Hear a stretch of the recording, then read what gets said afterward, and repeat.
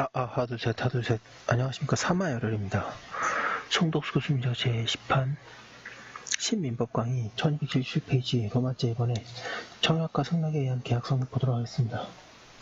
사마열혈 TV 주의자 추천을 부탁드리고 유튜브 구독을 권합니다. 로마제 1번 청약과 승낙에 의한 계약성입. 1번에 청약. 양갈의 청약은 그에 대응하는 승낙과 결합하여 계약을 성립시킬 것을 목적으로 하는 일방적, 확정적 의사표시이다.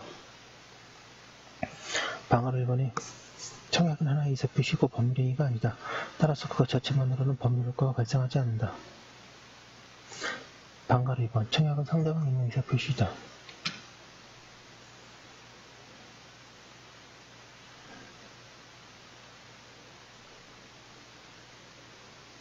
청약은 그에 응하는 승낙이 있으면 곧바로 계약이 성립할 수 있을 정도로 내용이 확정적이 되거나 적어도 확정될 수 있어야 한다.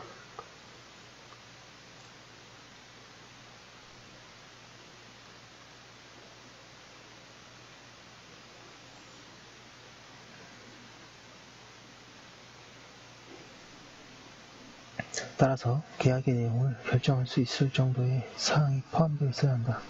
예컨대 매매계약의 체결을 위한 청약은 최소한 매매의 객체와 대금에 관한 사항이 확정되어 있거나 확정될 수 있어야 한다. 실제로 우리 실무에서 계약 체결 여부에 문제가 된 경우를 보면 대부분은 피고가 원고 등 조각가 사인에게 시안을 작성을 의뢰하면서 시안이 선 1278페이지 정된 작가와 조형물 제작, 납품 및 설치 계약의 체결을 의사를 표명하였다 하더라도 그 의사 표시 안에 그 조형물의 제작, 납품 및 설치에 필요한 제작 대금, 제작 시기, 설치 장소를 구체적으로 명시하지 아니하였다면 피고의 원고 등에 대한 시안 제작 의뢰는 계약의 청약이라고 할 수 없고, 나아가 원고가 시안을 제작하고 피고가 이를 당선자로 선정하였다고 하더라도 원고와 피고 사이의 구체적인 계약의 청약과 승낙이 있었다고 보기 어렵다고 하였다. 방가로 사건에 청약은 특정인에 대해 하는 것이 원칙이나 불특정 다수인에 대해서도 할 수 있다. 방가로 5번은 청약은 타인으로 하여금 청약을 하게 하려는 행위, 청약의 유인과 구별된다.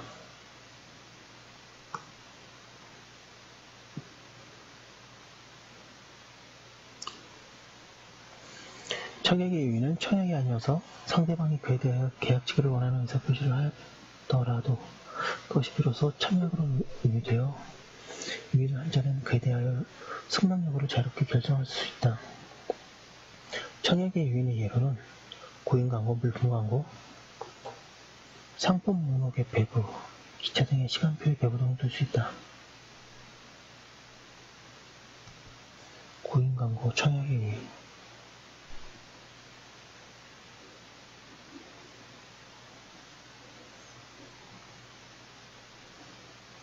정찰부 상품의 진열에 의해서는 청약설과 청약의 유인설이 대립되나 청약의 유인설이 옳다.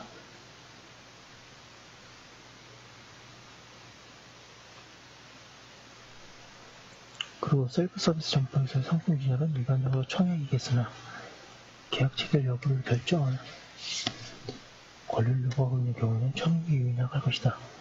대법원은 상가 분양 광고 및 분양 계약 체결 시의 설명, 하도급 계약을 체결하는 구속 당사자가 견적서를 제출하는 행위에 대하여 청약의 유인이라고 판시한 바 있다. 그리고 청약인지 청약의 유인인지가 문제되는 것은 경매와 입찰인데 그에 대하여 뒤에 따로 살펴본다.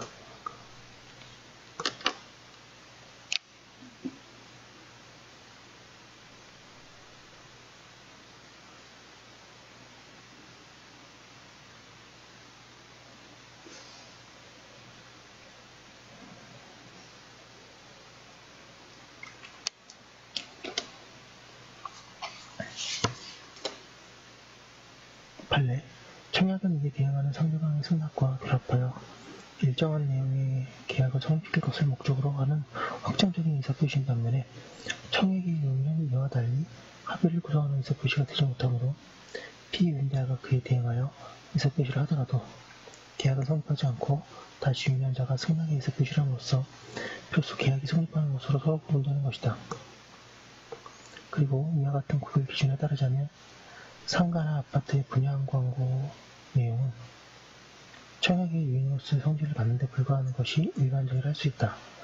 그런데 선분양 후 시공의 방식으로 분양되는 대규모 아파트 단지의 거래 사례에 있어서 분양계약에는 동호수, 평형, 입주의 정일, 대금 지급 방법과 시기 정도만 기재되어 있고 분양계약의 목적물인 아파트 및 그 부대 시설의 외형, 재질, 구조 및 실내 장식 등에 대하여 구체적인 내용이 기재되어 있지 않은 경우가 있으나 분양계약의 목적물인 아파트에 관한 외형, 재질 등이 제대로 특정되지 아니한 상태에서 체결된 분양계약은 그 자체로서 완결된 것이라고 보기 어렵다 할 것이므로 비록 분양 내용의 광고의 내용, 모델하우스의 조건 또는 그 무역, 분양회사의 수분양자 등에게 하는 설명 등이 비록 청약 1275페이지의 유인에 불과하다 할지라도 그러한 광고 내용이나 조건 또는 설명 중 구체적 거래 조건, 즉 아파트의 외형, 재질 등에 관한 것으로서 사통에 비춰 수분양자, 분양자에게 계약 내용으로서 이행을 청구할 수 있다고 보여지는 사항에 관한 수분양자들은 이를 신뢰하고 분양계약을 체결하는 것이고 분양자들도 이를 알고 있었다고 보아야 할 것이므로 분양계약 시에 달리 이의를 보류하였다는 등의 특별한 사정이 없는 한 분양자와 수분양자 사이의 일을 분양계약의 내용으로 해결하는 묵시적 합의가 있었다고 보면 상당하다. 양가의 이유, 사용자가 계약기간이 만료된 무렵 재계약 대상자 연간을 공고한 것으로는 재계약이 청약으로 볼 수 없다고 한 사례. 양가에 관한 효력, 청약에는 기본적으로 그에 대한 승낙을 받아 계약을 성립하게 하는 효력이 있다. 그리고 민법은 청약의 구속력을 규정하고 있다.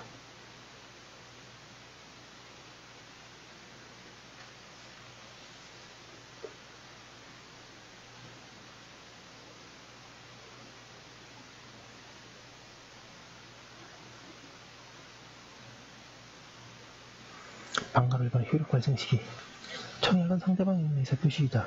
따라서 청약은 상대방에게 도달한 데 효력이 생긴다. 그리고 불특정인에 대한 청약의 경우에는 불특정인이 알 수 있는 상태가 도달한 데 도달이 인정된다. 청약이 발송된 뒤에 상대방에게 도달하기 전에 청약자가 사망하거나 제한 의적자가 되어도 청약의 효력에는 영향이 없다. 다만 청약의 해석상 청약자가 사망하거나 행위 능력을 상실한 경우에 청약의 효력을 유지하지 않을 것이라고 인정되는 때에는 예외라고 할 것이다. 우리 문화는 당사자의 인격이나 개성이 중요시되는 계약에서는 청약자가 사망하는 경우 그 상속인이 청약자의 지위를 승계하지 않으면 청약은 효력을 잃는다고 한다.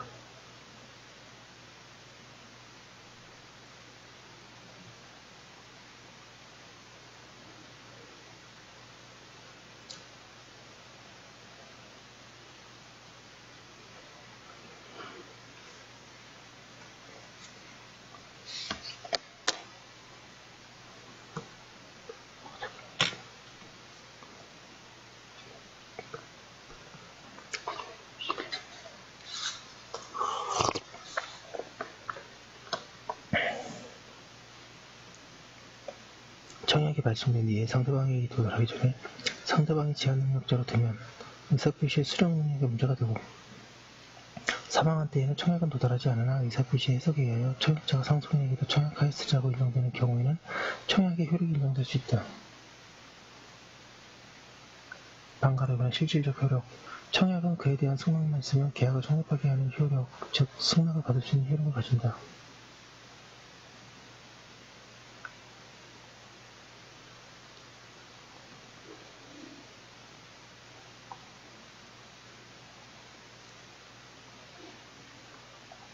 이들 문헌은 청약의 실질적 효력 또는 승낙 적격이라고 한다. 이와 같이 청약의 효력은 청약에 당연히 전제된 중심적인 효력이다. 그리고 그러한 효력이 승낙에도 인정되는 물론이다. 또한 청약과 승낙이 모두 인정되는 이러한 효력 가운데 더 의미가 있는 것은 승낙에 의해서이다. 왜냐하면 계약은 청약만으로서가 아니고 승낙에 의해서 비로소 성립되기 때문이다. 청약의 실질적 효력 내지 승낙 적격은 청약에 유효한 동안 인정된다. 반가로 전문의 청약의 구속력, 비처리성, 청약자가 청약을 한 뒤에는 이를 임의로 처리하지 못한다. 이를 청약의 구속력이라고 한다.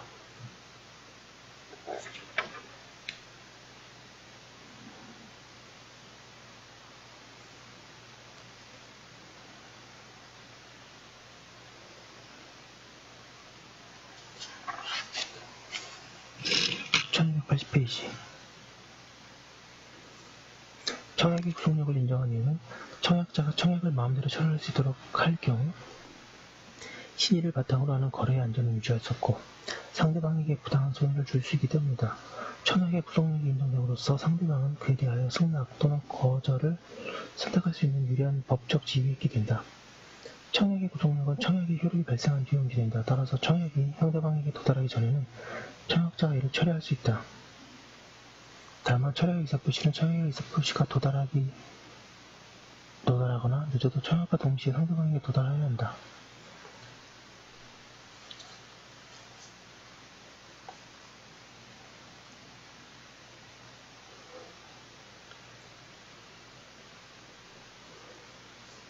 청약의 구속력은 청약자가 청약을 하면서 처리할 수 있음을 표시한 경우 그러면 이번에 승낙이 있기 전에 사정 변경으로 구속력을 기재할 수 없는 경우에는 인정되지 않는다.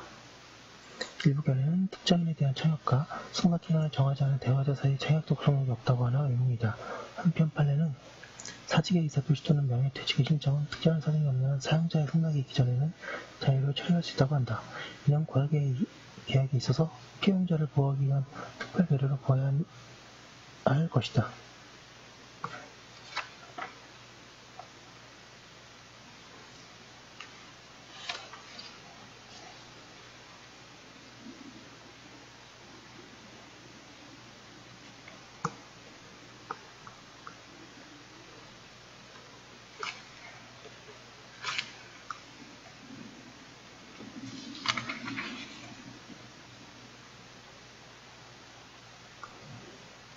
판례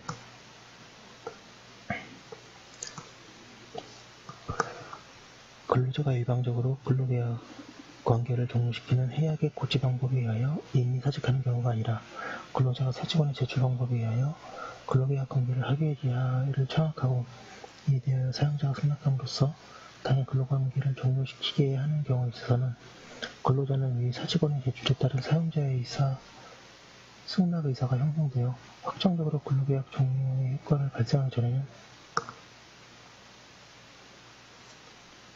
그 사직의 의사표시를 자유로 처리할 수 있다고 보아야 할 것이며 다만 근로계약 종료의 효과 발생 전이라 하더라도 근로자의 사직의 의사표시를 처리하는 것이 사용자에게 불치게 손해를 주는 등 실칙에 반한다고 인정되는 특별한 사정이 있는 경우에 하나여 그 처리가 허용되지 않는다고 해석하면 상당할 것이다.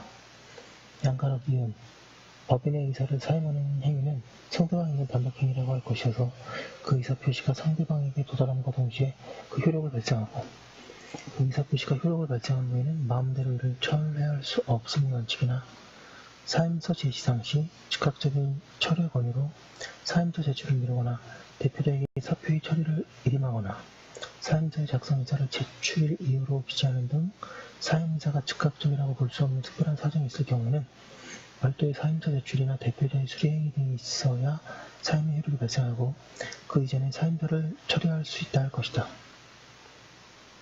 특별법이 계약 체결후 일정 기간 내에 청약을 처리할 수 있음을 규정하고 있는 경우도 있다. 1281페이지 할부계약, 방문 판매나 전화번호 판매 방법에 의한 재화 등의 구매 계약, 다단계 방법에 의한 재화 등의 구매 계약, 통신 판매업자와 체결한 재화 등의 구매 계약이 있어서 그렇다. 이는 소비자 보호를 위하여 부과된 특별제도이다.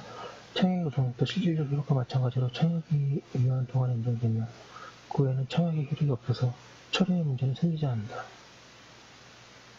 양가선물 소멸, 청약의 존속기간 청약에 대하여 일정한 기간 내에 승낙이 없거나 거절이 있으면 청약은 소멸한다. 그러나 청약자의 사망이나 행인 형태는 소멸 사유가 아니며 그러한 청약의 소멸은 청약자로 하여금 일정한 시간 후에 청약이 구속당하지 않고 자유로워지게 하기 위하여 인정되는 것이다.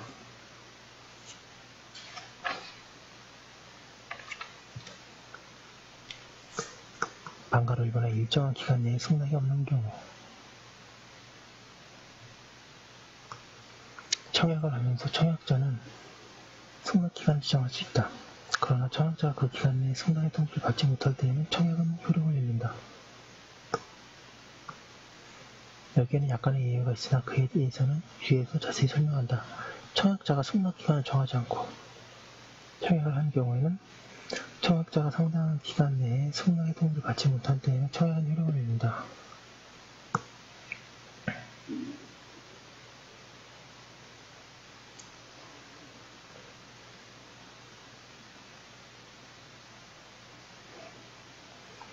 여기서 상당한 기간은 청약이 상대방에게 도달하여 상대방이 그것을 받아들일지 여부를 결정하여 해지하면 필요한 기간을 가리키는 것으로서 이는 구체적인 경우에 청약과 승낙의 방법, 계약 내용의 중요도, 거래상의 관행 등 여러 사정을 고려하여 객관적으로 정하여진다. 이러한 결과는 대화자 사이의 청약에서도 그대로 인정되어야 한다. 이 점에 관한 민법이 격지자와 대화자를 구별하지 않기 때문이다. 따라서 대화자 사이의 청약에는 승낙기간이 정해진 때에는 그 기간 내에 승낙을 받지 못하면 청약은 소멸한다. 그리고 대화자 사이의 청약이 대화관계의 종류를 소멸하는 것이 아니라고 해석되는 경우에는 상당한 기간 동안 유효하다고 할 것이다. 즉 상해이와 달리 즉시 승낙하지 않으면 청약이 소멸한다고 새길 것은 아니다. 그러나 대화자 사이의 청약은 보통은 대화관계의 종류로 소멸된다고 해석할 것이다. 반값 이번에 청약이 거절된 경우 상대방이 청약자에 대해서 승낙하지 않는다는 의사표시에 거절한 경우에는 승낙기간 또는 상대한 기간이 경과하기 전이라도 청약은 소멸한다. 그리고 승낙자가 청약에 대하여 조건을 붙이거나 변경을 가하여 승낙을 한 때에는 청약을 거절하고 새로이 청약한 것으로 본다. 따라서 그때에도 청약은 소멸한다.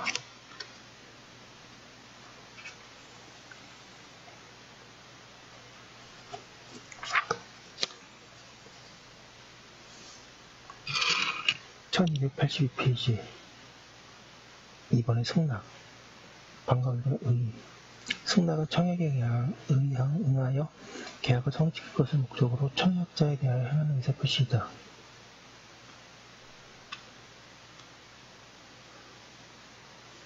방가로 1번 승낙은 청약과 마찬가지로 상대방에 의한 의사표시이다. 그런데 승낙이 그 상대방의 청약자에게 도달한 때에는 효력이 생기는지는 531조의 규정 때문에 핥아주고 있다. 방가로 2번 승낙 방법이 원칙적으로 제한이 없다. 다만 청약자는 승낙기간 외에 승낙 방법도 정할 수 있고 이에 의하여 승낙 방법이 정해져 있을 수 있는데 그러한 때에는 정해진 방법으로 승낙하여야 한다. 판례가 나왔네요.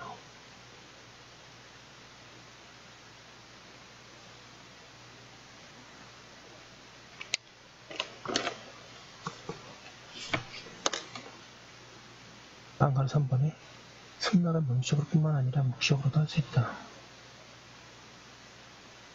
방가로 4번에 승낙은 특정한 청약에 의하여 행해져야 한다. 승낙자는 승낙에 의하여 청약에 대한 동의를 표시하기 때문이다. 따라서 불특정 다수인에 대한 승낙은 있을 수 없다.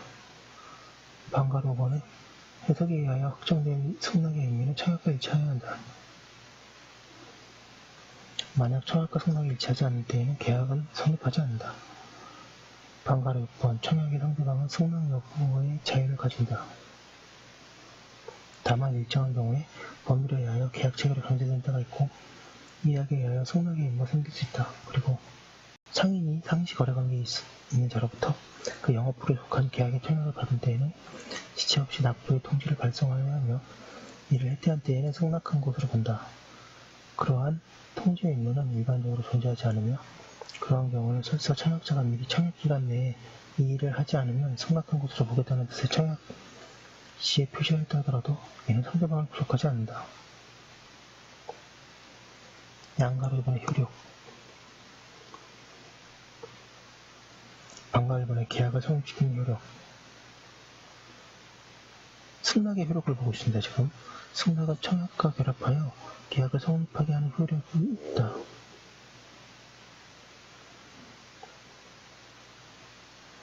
이는 청약의 실질적 효력에 대응하는 것이다. 그런데 계약을 성립시키려면 먼저 승낙의 의미가 청약과 일치해야 한다. 나아가 승낙의 일정 기간 내에 즉 청약이 유효한 동안에 행해져야 한다. 주의 문제를 자세히 살펴보기로 한다. 방가로 2번 승낙기간이 정하여져 있는 경우의 도달 문제 청약의 승낙기간이 정하여져 있는 경우에는 승낙이 그 기간 내에 청약자에게 도달하여 계약이 성립한다. 승낙기간이 경과한 뒤에 승낙이 도달한 때에는 계약이 성립하지 않는다.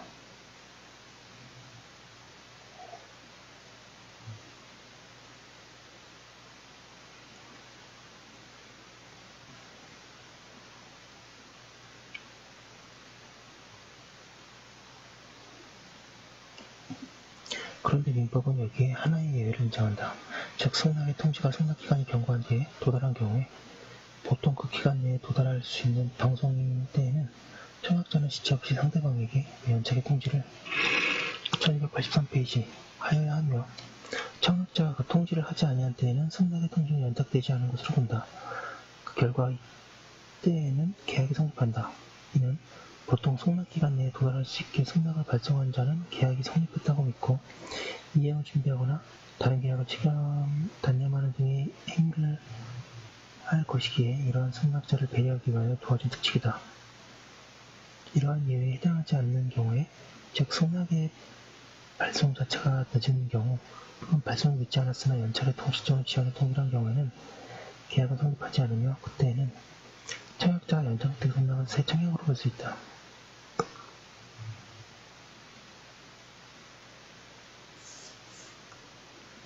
따라서 청약자가 그에 대하여 승낙을 하면 계약은 성립하게 된다.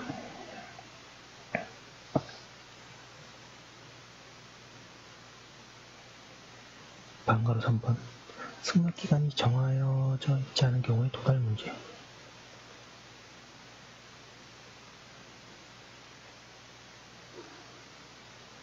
청약의 승낙기간이 정하여져 있지 않은 경우에는 승낙이 상당한 기간 내에 청약자에게 도달하여 계약이 성립한다. 그리고 이때에는 승낙기간이 정해진 때와 달리 예외가 규정되어 있지 않다. 따라서 상당한 기간이 지난 뒤에 도달한 승낙은 언제나 계약을 성립시킬 수 없으며 다만 청약자가 그것을 새 청약으로 볼 수는 있다. 반가로 4번에 청약의 거절 등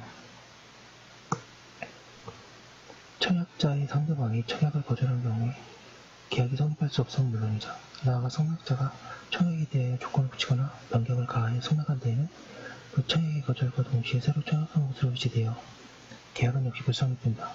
그리고 이때에는 청약이 거절되면서 이전의 청약의 효력을 잃게 되므로 이전의 청약에 대하여 동의를 표시해야 될 것만으로는 계약이 성립하지 않는다고 하고 있습니다.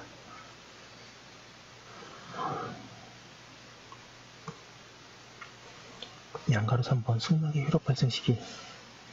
승낙의 효력 발생 시기에 관하여 특별 규정이 없다면 승낙은 도달주의 일반 원칙에 따라 그것이 청약자에게 도달한 뒤에 효력이 생긴다고 새겨야 할 것이다. 그런데 이 법은 격취자사의 계약 성립의 시기에 관하여 531조의 특별 규정을 두고 있다. 계약은 승낙의 효력을 발생해야 한다는 점에서 이 규정은 승낙의 효력 발생 시기와 관계가 있게 되며 그 때문에 승낙의 효력 발생 시기는 특별히 논의해야 한다. 이 문제는 특별 규정이 있는 격취자 사이의 계약의 경우와 그런 규정이 없는 대화자 사이의 경우로 나눠 검토할 수 있다. 반가 1번의 격취자 사이의 경우 민법은 상대방에 대한 의사표시는 상대방에게 도달한 때야 효력이 발생한다고 하여 도달주의를 원칙으로 채용하고 있다.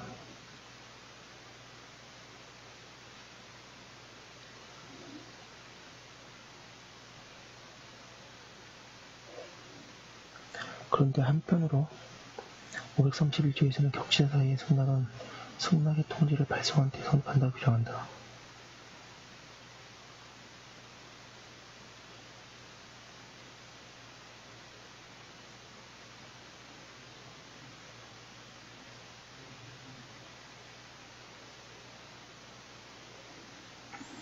이는 일반적으로 계약을 빨리 성립시키는 것이 거래계의 요구에 부합하고 또한 그것이 당사자에게 불이익을 주지도 않는다는 데서 인정한 예외라고 설명된다.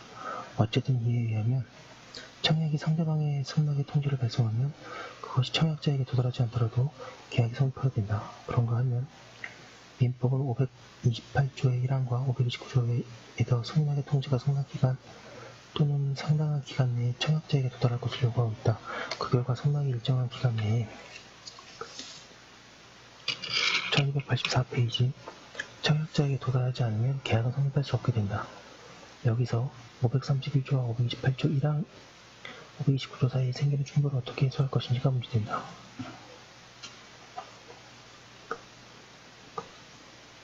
양가로와 약설, 이 문제에 대해서 반가로마 1번에 승낙의 통지가 기간 내에 청약자에게 도달할 것을 정지조건으로 하여 승낙의 통지를 발송할 때에 소급하여 유효한 계약이 성립한다는 견해와 반가로마 1번 계약은 승낙이 효력이 발생할 때 성립하므로 531조는 승낙이 효력 발생 기간을 전하여 발신주의를 규정한 것이라고 하면서 승낙은 부도달을 해지하거나 발신하고 효력이 발생한다는 견해로 나뉘어 있다.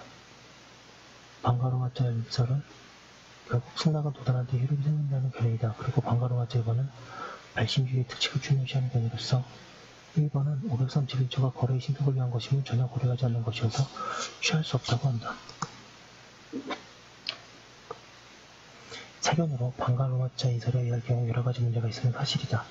그렇지만 531조에 그럼에도 불구하고 거래의 신속을 기하고자 승낙이 발송된 때에 계약이 성립시키는 것이라고 이해된다. 따라서 531조의 취지를 살리지 못하는 이설은 취하지 않아야 한다. 그에 비해 이설은 531조의 취지를 살리는 견해도 적절하다. 이설. 계약은 승낙의 효력을 발생시키는 때의 성립 방법. 531조는 승낙의 효력 발생 시기에 관하여 발신주의를 규정한 것이라고 하면서 승낙은 부도달을 해제 조건으로 하여 발신으로 효력이 생성한다는 견해로 나누어져 있다. 양가로다 학설에 따른 차이. 위에서 본 두 견해 중에 어느 것을 취하든 승낙이 도달하지는 않은 경우에 불이익은 승낙자가 부담한다. 그러나 증명 책임의 면에서 차이가 있다. 이설에 의하면 승낙자 쪽에서 발송과 도달 모두 증명하여야 하나 이설에 의하면 승낙자는 발송 사실만 증명하면 되고 계약의 발송 의무 주장하는 청약자가 기간 내에 승낙을 도달하지 않았으면 증명하여야 한다. 그리고 방가로마자 이설에 의하면 승낙이 도달한 때까지 처리할 수 있을 것이냐 방가로마자 이설에 의하면 승낙이 발송된 때에는 처리할 수 없게 된다. 방가로마자 1번의 대화자 사이의 경우 대화자 사이의 계약이 성립시키에 관해서는 특별한 규정이 없다. 따라서 거기에는 도달주의의 원칙이 그대로 적용되어 승낙은 도달한 때 효력이 발생하고 계약도 그때 성립한다고 해석된다. 3번의 계약의 경쟁 체결 방가로 1번의 소설 청약과 승낙에 의한 계약 성립의 특수한 것으로서 계약의 경쟁 체결이 있다. 계약의 경쟁 체결이라 함은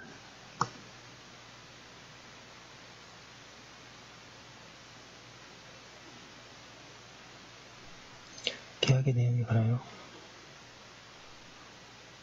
다수인으로 하여금 경쟁하게 하여 그 가운데 가장 유리한 내용을 표시하게 하는 자와 체결하는 것이다. 이러한 경쟁 체결은 상대방의 극보를 되도록 크게 하거나 또는 자신의 극보를 되도록 적게 하기 위한 방법이다. 계약의 경쟁 체결에는 두 가지 모습이 있다. 하나는 경쟁자가 다른 경쟁자의 표시 내용을 알 수 있는 경우이고 1285페이지 다른 하나는 경쟁자의 표시 내용을 알 수 없는 경우이다. 경매는 전자에 해당하고 입찰은 후자에 해당한다. 경쟁 체결에 있어서 핵심적인 문제는 경쟁 체결에 붙이겠다는 표시가 청약인가 청약의 의미인가이다. 왜냐하면 이들 중 어느 것으로 인정되느냐에 따라 경쟁에 붙인 자가 유리한 내용을 표시한 자에 대해서도 계약 체결을 거절할 수 있는지 여부가 달라지기 때문이다. 그런데 이에 관해서는 일반적인 기준이 없으므로 개개의 경우에 여러 사정을 종합하여 판단하여야 한다. 경우를 나누어서 보기로 한다. 양가로 1번의 경매 경매에는 사인 사이에서 행하여지는 경매인 사경매와 국가기관이 법령하여 행하는 경매인 공경매가 있는데 청약 승낙에 의한 계약 성립의 특수한 모습으로 경매는 사경매만이다. 이러한 사경매에는 값이 올라가는 것과 내려가는 것이 있다. 방가로 1번에 값이 올라가는 경매 값을 올려가며 경매 중에는 경매자가 스스로 일정한 가격을 제시하지 않는 경우가 있다. 이 경우는 경매에는 임차가의 일정한 가격의 표시가 청약이고 경매에 붙인다는 표시는 청약의 의미이다. 따라서 경매자는 최고 가격의 표시에 대하여도 승낙을 거절할 수 있다. 값을 올려가는 경매 중에 경매자가 최저 가격을 제시하는 경우가 있다. 그 경우에는 경매자가 그 가격 이상이면 판단을 확정적 의사 표시를 한 것으로 보아야 하며 경매에 붙인다는 표시가 청약이고 최고 가격의 표시가 승낙이 된다. 값이 내려가는 경매 값을 내려가는 경매에 있어서 경매자가 일정한 가격을 제시하면서 수락자를 찾는 것인데 이 경우에 경매자의 가격 제시는 그 값이면 판단은 확정적 의사 표시라고 보아야 한다. 따라서 그것이 청약이고 수락이 승낙이 된다. 입찰은 먼저 입찰에 붙이는 자가 입찰에 붙인다는 표시를 하고 이에 따라 경쟁자가 입찰을 하며 입찰에 붙인 자가 입찰한 것을 개봉하고 이어서 낙찰을 결정하는 과정을 거치게 된다. 그리고 계약서를 작성할 때도 많다. 이러한 입찰에 있어서 입찰 공고가 청약인가 청약인가. 입찰 공고가 청약이라고 인정되면 가장 좋은 조건으로 입찰한 자가 반드시 계약을 체결해야 한다. 그런데 그러한 입찰자가 도저히 계약을 이행할 수 없는 자이거나 대가가 터무니없이 낮은 경우에 있어서 문제이다. 따라서 입찰에 붙인다는 표시, 즉 입찰 공고는 원칙적으로 청약의 위인으로 새겨야 한다. 그 결과 입찰이 청약이고 낙찰 과정이 승낙이 된다. 그리고 계약이 이때 성립하며 계약서의 작성은 계약 성립의 증거에 지나지 않는다. 이와 같이 입찰이 청약이기 때문에 입찰 공고인이 가장 유리한 내용으로 입찰한 자와도 계약을 체결하지 않을 수 있다.